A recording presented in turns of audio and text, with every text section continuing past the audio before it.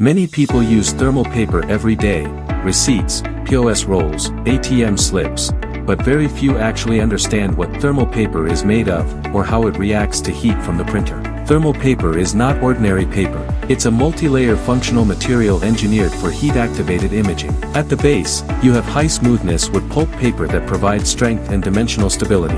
On top of that, there's usually a pre-coating layer, designed to improve surface uniformity and prevent chemical penetration into the base sheet. But the most critical layer is the thermal coating on the surface. This coating contains several key components. Leuco dyes, which are colorless dye precursors. Developers, which trigger color formation. Along with sensitizers and stabilizers that control reaction temperature and image stability. At room temperature, the dye and developer remain separated, so the paper appears blank.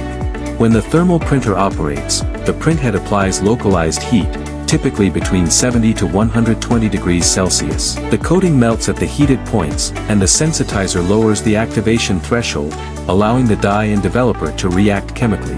Once the molecular structure of the dye changes, the black or blue image appears, and remains fixed after cooling. That's why thermal printing requires no ink.